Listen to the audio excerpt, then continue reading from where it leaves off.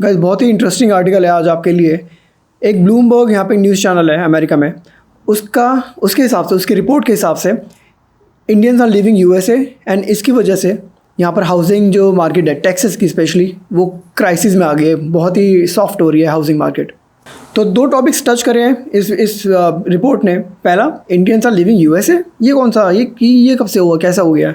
बहुत सारी चीज़ें हैं जो इस फैक्टर को डिसाइड करती हैं, जैसे ट्रम्प की इमिग्रेशन पॉलिसीज़ या फिर एआई का आना, ले ऑफ होना, वो बहुत सारी चीज़ें हैं। दूसरी चीज़, टेक्सास की जो हाउसिंग मार्केट है वो इंडियंस के जाने से कैसे अफेक्ट हो रही है। आज की वीडियो शुरू करते हैं। बहुत ही इंटरेस्टिंग वीडियो है। मैं भी जब देख रहा था मुझे लगा रियली ये एंगल तो मैंने कभी सोचा ही नहीं, तो आपके साथ शेयर करता हूँ, आप भी देखो और अपने थॉट्स बताना बाद में कमेंट्स में। शुरू करते हैं आज की video. Since 2020, the suburbs north of Dallas have grown at a remarkable pace, helped in part by corporate relocations and South Asian workers on H-1B visas moving into the area.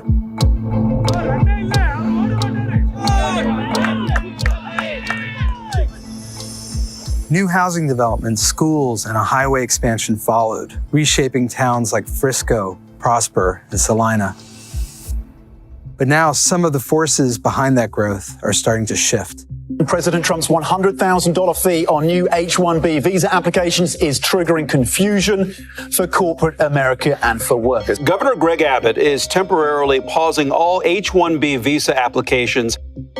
This story is really about how a lot of the currents that are moving through our economy right now, immigration, AI, nativism, these are things that actually have economic consequences. It can leave a hole in the economy that's difficult to fill. The Dallas-Fort Worth metro area is a really central location with good transportation. There's no income tax. It's got really warm weather, and there's a community there that people really enjoy being part of. When you drive through that northern corridor, you see strip malls with sari shops and Indian street food joints. You'll see all kinds of grocery stores and things that are just catered to the South Asian community. चलो शुरू करते हैं। सबसे पहले Dallas की news है। तो Dallas आपको पता है it's like a mini India. यहाँ पर 33% पॉपुलेशन है, फ्रिस्को स्पेशली सिटी में। बहुत सारी सिटीज़ हैं यहाँ डैलस के पास जो कि बहुत इंडियंस लोग रहते हैं। अर्विंग, प्लेनो, मैकिनी, प्रॉस्पर, बहुत सारी सिटीज़ हैं जहाँ पे इंडियन लोग रहते हैं। बहुत ही ज़्यादा पॉपुलेशन है इंडियंस की और डेमोग्राफिक बदल सा गया है। यहाँ पे अगर आप देखोगे मोस्टली आपको इंडियंस ही दिखेंगे स्टोर्स के अंदर, कॉस्को के अंदर, और स्ट्रीट पे कार चलाते हुए आप देखोगे। अगर 10 में से कार गिनोगे ना रेड लाइट पे जाते हुए 6 तो 7 तो आपको इंडियन लोगों की कार दिखेंगी। तो दैट्स डैलस। इतने सारे इंडियंस यहाँ पे रहते हैं और इतने इंडियंस रहते हैं तो यहाँ पे कल्चरल इवेंट्स वगैरह भी बहुत होते हैं इस टाइप के। आपने देखा क्रिकेट खेल रहे थे लोग, क्रिकेट ग्राउंड्स भी हैं यहाँ पे, नहीं भी हैं तो लोग मेडअप कर लेते हैं। लाइक स्कूल के ग्राउंड्स में आप क्रिकेट खेल लेते हैं, काफ़ी जगह पे क्रिकेट खेल लेते हैं। तो बहुत सारी चीज़ें यहाँ पे। अब पहले टॉपिक पे बात करते हैं कि इंडियंस आर लिविंग यूएसए। ये कब से हो गया, ये कैसे हो गया, ये तो सुना नहीं मैंने। ये हो रहा है एआई की वजह से। एआई से आप एआई आ चुका है। AI is ruling the tech industry now. Second, lay off चल रहे हैं, जॉब्स की किल्लत हो रही है अमेरिका में। अब ले ऑफ होंगे तो वीज़ा वाले लोग भी इम्पैक्ट होंगे ना। ये थोड़ा ना कि सिर्फ यहाँ के ग्रीन कार्ड सिटीजन लोग ही इम्पैक्ट हो गई, वीज़ा वाले लोगों की जॉब भी जाएगी। जॉब तो सबकी जाएगी, तो उन लोगों की जॉब भी जा रही है। और फिर तीसरा, यहाँ पे जो इमिग्रेशन पॉलिसी आ रही है ट्रम्प की, $100,000 का फीस लगा दी न्यू H-1B वीज़ा पर। अगर आप जॉब स्विच कर रहे हो, आपको फिर से H-1B लगाना है तो अब 100,000 की फ़ीस लग जाएगी। या फिर आपका अगर F1 वीज़ा से स्टूडेंट से आप H-1 पे अप्लाई कर रहे हो तो फीस लगेगी। या फिर जो गवर्नमेंट एजेंसीज़ में भी बैन कर रहे हैं H-1B वीज़ा, बहुत सारी अनसर्टेनिटी है, राइट। तो उसकी वजह से कई लोग तो जा ही रहे हैं अमेरिका छोड़ के। पर्सनल चॉइस है, अगर जाना है तो कोई बुराई नहीं होती इसमें। जहाँ आपको जाना हो, जहाँ आपको रहना हो, वहाँ पे काम करें, वहाँ पे रहें। तो ये रीज़न है कि लोग यहाँ से जा भी रहे हैं। अब इससे सेकंड टॉपिक पे आते हैं कि हाउसिंग मार्केट कैसे अफेक्ट हो रही है। वो आगे की वीडियो देखते हैं और आगे फिर बात करते हैं उसके आगे। The South Asian community has been impacted by Trump's ever-changing policies on H-1B visas. There are a lot of layoffs right now, and if you're on an H-1B visa, you have basically 60 days to find another company to sponsor you. Otherwise, you have to leave or potentially face deportation. In February 2026, home prices in the heart of that growth corridor north of Dallas were down 9% in a year. That's huge when you compare that with the metro as a whole, where prices were down just 4%. I live in Frisco, Texas for last 25 plus years. Originally from India. Started my career as IT engineer. I started on H-1B, worked here, applied for green card. Now we are citizen here. During that journey, I became the real estate agent. I feel like the best time right now is to rent out a property and just maybe sell later or maybe never sell, who knows? In a couple of years, things will be different, and then it would be a better time to sell. My client base has been mainly the South Asian communities. I have many potential customers who have been looking for 2 or 3 some years. Now they have stopped shopping for a house because they are not on a green card or citizen, but they are on a typical H-1 visa or L-1 visa. They are not certain what will happen to them tomorrow. तो mostly ये वाली चीज़ है जिसकी वजह से यहाँ पर housing affect हो रही है, जो अब बिकॉज लिटिल इंडिया टाइप है डैलस, बहुत सारे इंडियंस यहाँ पर लोग रहते हैं और इंडियन मोस्टली यहाँ पे वीज़ा पर होते हैं. 70% H-1B वीज़ा इंडियंस को जाता है, तो 70% कहाँ जाएगा? ऐसी जगह पे जाएगा जहाँ पे इंडियन ज़्यादा हैं, बे एरिया में, कैलिफोर्निया में, या फिर डैलस में, या फिर न्यू जर्सी में. इस टाइप की जगह पे इंडियन ज़्यादा है, राइट? तो अगर डैलस से इंडियंस निकलेंगे तो हाउसिंग मार्केट भी तो इफेक्ट होगी कि बहुत लोगों ने घर ले रखे हैं यहाँ पे. रिमेंबर FHA लोन के थ्रू मैंने एक वीडियो बनाई थी पहले. FHA लोन के थ्रू कितने लोगों ने यहाँ पे घर ले रखे हैं. बहुत ही कम डाउन पेमेंट में लोग ले लेते हैं, और नहीं भी लेते तो 20% डाउन करके वैसे भी लोग ले लेते हैं. बहुत सारे लोग वीज़ा स्टेटस पर भी यहाँ पे लोग घर ले लेते हैं, अलाउड है, लीगल है. तो अब वो जाएंगे तो फिर घर का क्या होगा? घर तो बेचना पड़ेगा, तो घर को बेच के जाना पड़ता है उनको. घर की ऐसी वैल्यू टूट रही है. यहाँ पे हाउसिंग मार्केट पहले ही बहुत इंपैक्ट हुई पड़ी है पूरे अमेरिका में, नॉट जस्ट डैलस, पर डैलस में ज़्यादा हो रही है क्योंकि जब इंडियंस यहाँ से निकलेंगे तो वो अपने घर बेचेंगे, सारी प्रॉपर्टी बेचेंगे, नॉट ओनली घर. तो हाउसिंग मार्केट तो अफेक्ट होगी ना. आपको 2-3 कमेंट्स पढ़ाता हूँ क्योंकि क्वेश्चन आता है बहुत लोगों का कि भाई जब आप टेम्परेरी वीज़ा पर हो तो घर क्यों ले रहे हो? ये पहला कमेंट पढ़ो. Why in the heck would you buy a house with a 30-year obligation on a temporary work visa? क्योंकि यहाँ पे 30 ईयर का लोन मिलता है ना, या ऑन एन एवरेज 15 साल का भी मिलता है, 30 साल का. जो मोस्टली लोग घर लोन पे लेते हैं वो 30 साल का लोन लेते हैं. दूसरा comment, it's never a good idea to buy a home without first having permanent residency in a nation. क्योंकि जब आप खुद ही टेम्परेरी हो किसी देश में, जब आपका आपके ऊपर तलवार लटक रही है, आपको कभी भी जाना पड़ सकता है, तो कैसे जाओगे आप? आपको आप घर लेना is not a good idea. बहुत लोग सोचते हैं ऐसा. ऑन दी अदर हैंड कई लोग सोचते हैं इट्स अ गुड आइडिया. घर की वैल्यू ओवर द टाइम बढ़ती है. ग्रीन कार्ड एकदम से मिलता नहीं है. जैसे ये बंदा जो आपने वीडियो में देखा, उसने बताया कि वो कैसे रियल्टर से सिटीजन बन गया वो वीज़ा से. यहाँ पे जो मोस्टली लोग आते हैं ना, उनका जो पाथ होता है वो या तो स्टूडेंट बन के आते हैं या H-1 पे आते हैं. तो लेट्स से स्टूडेंट बन के आए, पढ़ाई कंप्लीट करी, OPT कंप्लीट करी, उसके बाद वो H-1B वीज़ा लेते हैं या फिर H-1B वीज़ा पर आते हैं. फिर उसके बाद वो 5-6 साल जितना काम करते हैं H-1 वीज़ा पर, और मीनवाइल उनका ग्रीन कार्ड अप्लाई करवा देते हैं सिस्टम में. अब ग्रीन कार्ड मिलने में लगते हैं 18-20 साल, राइट? इतने में उनका हो जाते हैं बच्चे सिटीजन बन जाते हैं. और बच्चे जब तक सिटीजन बनते हैं, एक 18-21 साल की लिमिट है शायद, 18-21 साल होने पर वो अपने पेरेंट्स को भी ग्रीन कार्ड अप्लाई करवा देते हैं.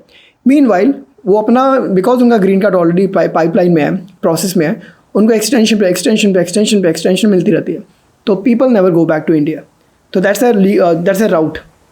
स्टूडेंट बन के आओ, H-1 लो, ग्रीन कार्ड अप्लाई करो, एक्सटेंशन लिए जाओ, अपने बच्चे पैदा करो, बच्चे आपको फ्यूचर में ग्रीन कार्ड मिलने से पहले ही वो आपका ग्रीन कार्ड लगवा देंगे. ये यूजुअली यहाँ पे लोगों का राउट होता है, फिर वो सिटीजन बन जाते हैं. हाँ, तो हम बात कर रहे थे कि कई लोग सोचते हैं कि घर लेना इज़ अ गुड थिंग क्योंकि ओवर द टाइम वैल्यू बढ़ती है घर की. अभी ले लो ताकि जब तक ग्रीन कार्ड लगेगा, सिटीजन बनेंगे, घर की वैल्यू बढ़ चुकी होगी. और मीनवाइल अगर जाना भी हो गया तो कई लोग चले भी जाते हैं छोड़ के. कई लोग, अब देखो, आप या तो FHA लोन पे लेते हो बहुत ही कम डाउन पेमेंट पे, या 20% डाउन दे के लोन लेते हो, घर लेते हो, राइट? तो बाकी 80% तो अभी भी बैंक से दे रहे हैं ना. आप क्या जा रहे हैं? थोड़े से पैसे. मुझे ये न्यूज़ सुनी है मैंने, कई लोग छोड़ के चले जाते हैं ऐसे ही घर को, बस ऐसे ही रैंडमली छोड़ के चले गए. जिनको परमानेंटली इंडिया जाना होता है, रिलोकेट करना होता है, वो ऐसे ही छोड़ के चले जाते हैं. इट्स नॉट माई प्रॉब्लम, ये बैंक की प्रॉब्लम है क्योंकि 80% तो उनका है ना, हमारा तो थोड़ा सा पैसा था, या फिर हमने FHA लोन भी लिया था, बहुत ही कम 2%-3% थे हमारे, तो दैट्स इट, राइट? वो ऐसे छोड़ के चले जाते हैं घर को वेकेंट, ताला मारा नहीं मारा, घर खाली किया, अपना सामान लिया, छोड़ के चले गए इंडिया। और ये भी सच है गाइस, ये भी चलता है यहाँ पर, ऐसे लोग बहुत करते हैं। क्योंकि हमारी प्रॉब्लम नहीं है ना, हम तो लोन पे लिया, वो तो बैंक की प्रॉब्लम है, वो करेंगे, अपना डील करेंगे जैसे करना होगा। कंटिन्यू करते हैं आगे की वीडियो। एक क्विक रिमाइंडर, अगर आप हमारे चैनल में वीडियोस एंजॉय करते हैं, सब्सक्राइब करें, सब्सक्राइब करना ना भूलें और हाइप कर दें। हाइप करने से यूट्यूब हमारी वीडियोस प्रमोट करेगा और आगे ज़्यादा से ज़्यादा शेयर करेगा लोगों के साथ। My entire life is completely flipped. I lost my job. It's been almost 2 months, and at this moment, it's very hard to maintain financial situations and mortgage payments. अब देखो, जैसे मैंने बताया, जॉब जाएगी तो सबकी जाएगी ना, वीज़ा वालों की भी जाएगी, सिर्फ यहीं के लोगों की थोड़ा ना जाएगी। तो ये बंदे की स्टोरी थी, उसको जॉब चली गई, 2 महीने से खाली बैठा है और फाइनेंशियल स्ट्रगल हो रही है। वो तो कह रहा था कि मैं तो लॉस में बेचने को भी तैयार हूँ, घर पर कोई खरीद नहीं रहा है क्योंकि मार्केट ही ऐसी चल रही है। अब क्या करें। आगे ब्लूमबर्ग का पॉडकास्ट सुनाता हूँ, इसकी वीडियो नहीं है, सिर्फ ऑडियो है, क्योंकि ये पॉडकास्ट था, पर वो आपको सुनाता हूँ। ये भी ब्लूमबर्ग का ही है by the way, and very very famous reputed यहाँ का न्यूज़ चैनल, राइट। सुनते हैं आगे वो भी। In the suburbs north of Dallas, a housing boom has started to go bust. Some key towns that we're talking about are Prosper, Frisco, and Salina, which is one of the fastest growing towns in America. Prashant Gopal covers the U.S. housing market for Bloomberg. He says the burst of new construction kicked off during the pandemic. Remote workers were looking for affordable housing outside city centers. Corporations were relocating to the Dallas-Fort Worth area, bringing white-collar jobs. And a new population of workers had started moving to the region. A lot of the builders I spoke with, they told me that, 70% of their buyers were, South Asian, which was actually what got me onto the story to begin with. I was sort of stunned that it would be that high. Many of the newcomers are here to work in tech roles on H-1B visas, temporary visas for highly skilled workers. From 2021 to 2024, the federal government granted almost 32,000 H-1B visas to the Dallas area, more than Silicon Valley, Seattle, DC, or San Francisco. And the largest group of recipients, by far, is from India. H-1Bs are kind of like a stepping stone toward the American dream, right? Once you get an H-1B, often one of the first things you do is buy a house. One housing analyst told Prashant that in Dallas, the South Asian community became the most important first-time buyer group for builders. But recently, the market has been changing. Mortgage rates have risen, AI is driving tech layoffs, and the Trump administration is making it harder to get H-1B visas. Now, all those new homes are getting harder to sell. Collin County, which is sort of the heart of this northern corridor, home prices are down 9% year over year. That's a pretty big drop. आपको पूरा का पूरा podcast सुनना हो, मैं link डाल दूंगा description में, देख लेना आप। मैं ज़्यादा लंबी नहीं करना चाहता वीडियो, मैं पॉइंट पे बात करना चाहता हूँ। पॉइंट ये है कि जैसे इसने बताया 70% जो बिल्डर्स हैं उनके जो क्लाइंट्स हैं ना डैलस में, साउथ एशियंस हैं। पाकिस्तानी भी होंगे, साउथ एशियन तो साउथ एशियन होते हैं ना, इंडियंस भी होंगे। तो आप समझ सकते हैं कि कितने लोग यहाँ पर H-1B वीज़ा पर हैं जो कि घर ले रहे हैं और जिनके जाने से हाउसिंग मार्केट अफेक्ट हो रही है। अब हाउसिंग मार्केट अफेक्ट होने से ये लॉस अमेरिका का भी है थोड़ा सा, क्योंकि देखो अब इंडियंस तो जा रहे हैं, लेट्स से जा रहे हैं, ले ऑफ हो रहे हैं और ये सब इमिग्रेशन स्ट्रगल हो रहे हैं, ठीक है, जा रहे हैं। अब उससे क्या होगा, ये जो प्रॉपर्टी टैक्स आता है गवर्नमेंट को, वो कम हो जाएगा। अगर घर ही नहीं बिक रहे, घर कोई खरीद ही नहीं रहा, तो प्रॉपर्टी टैक्स भी तो कम होगा। प्रॉपर्टी टैक्स यूज़ होता है बहुत सारी चीज़ों में, स्कूल्स में यूज़ होता है, फायर ब्रिगेड वगैरह को सपोर्ट करने में यूज़ होता है, एम्बुलेंस को, बहुत सारी चीज़ों में यूज़ होता है प्रॉपर्टी टैक्स, राइट। वो गवर्नमेंट को लॉस ही है काइंड ऑफ। तो विन विन होता है दोनों के लिए, बट अगर इंडियंस जाएंगे तो लॉस भी है फिर दोनों का। एक फाइनल कमेंट पढ़ाता हूँ, ये वाला पढ़ो आप। पहला ये इसमें लिखा है कि is the relief that home prices are trending down, क्योंकि यहाँ पे ना लोग सड़ चुके हैं एक्चुअली कि बहुत सालों से ना घर के प्राइस बढ़े जा रहे हैं। वो जो करेक्शन कब से वेट कर रहे हैं वो आ ही नहीं रहा है, क्योंकि बहुत सारे लोग घर बाय करने के लिए कब से वेट कर रहे हैं, वो वेट ही करे जा रहे हैं क्योंकि कभी नीचे ही नहीं हो रहे। अब फाइनली वो नीचे हो रहे हैं, तो people are happy. A collapse in housing prices is a boon for citizen to gain access to cheaper housing. जैसे मैंने बताया ना आपकी, बहुत सारे लोग यहाँ पे वेट कर रहे हैं बहुत टाइम से एंड अफोर्ड भी नहीं कर सकते। इंडियंस हाई पेइंग जॉब करते हैं, पर बाकी लोग तो नहीं करते ना, तो उनको तो अफोर्डेबल हाउसिंग मार्केट चाहिए। तो इनके जाने से उनका भी फ़ायदा हो रहा है।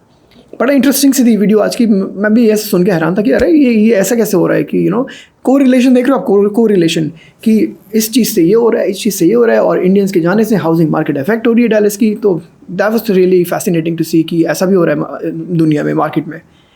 कैसे लगी आपको आज की वीडियो नीचे कमेंट्स में बताना। अच्छी लगे लाइक करें, सब्सक्राइब करें। मिलेंगे आपसे अगली वीडियो में। Bye guys.